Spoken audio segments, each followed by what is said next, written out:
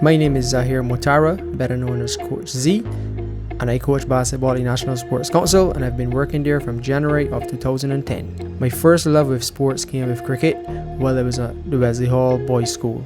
I began playing basketball from the age of 12 when I was at Louis Lynch Secondary. Up to this day, I continue to play both.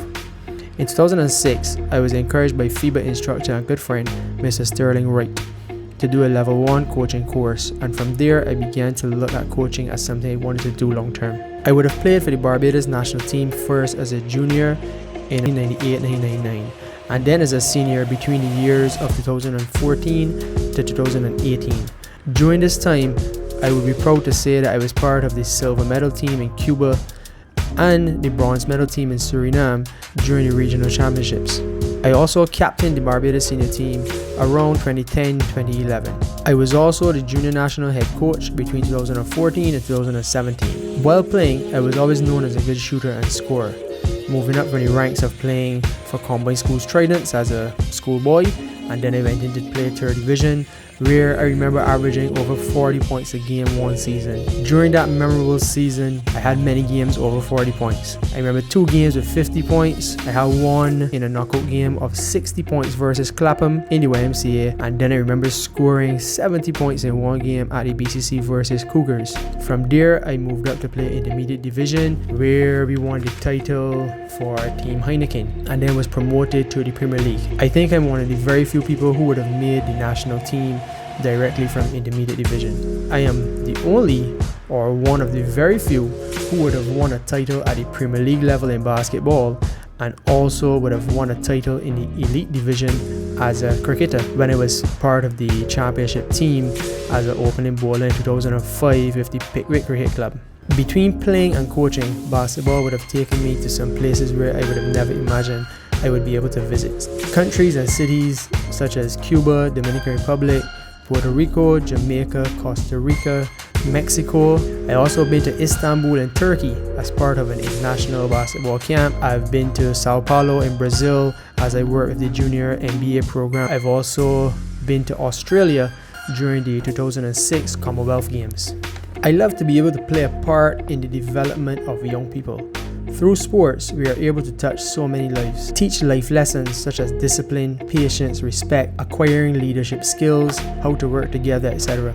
While learning the game on the court, we are all developing as good human beings and building long-lasting relationships. So to see young people grow up and contribute to society positively is why I do what I do. For young aspiring players, I urge you to work hard for whatever you want to achieve.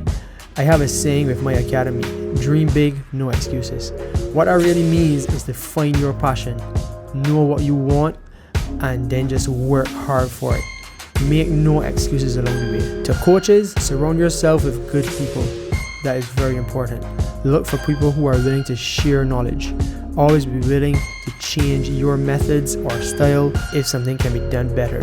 Be willing to adapt. Have an open mind. Take every opportunity that comes your way to make yourself better. My most memorable moment would have to be playing in a finals game in the YMCA for Clapham Bulls, and we were playing against Pinelands. We were down by 3 points with 1 second to go. Pinelands had to shoot a free throw, and they were celebrating on the other end because they thought they already had the game in hand. I told my teammate, if the ball misses, don't touch it. As I lined up waiting for the free throw, I kind of knew what I wanted to do. It was something I practiced before, not this far away. As the ball hit the front of the ring, it hit the back of the backboard and then dropped right in front of the hoop. I let the ball drop right in my hand instead of jumping for it, then released it while being backwards from one hoop to the next, and then the ball traveled in the air, and I swear it felt like a year before it swished straight in. We celebrated expecting the game to go in overtime. The Pinelands players and fans were in shock.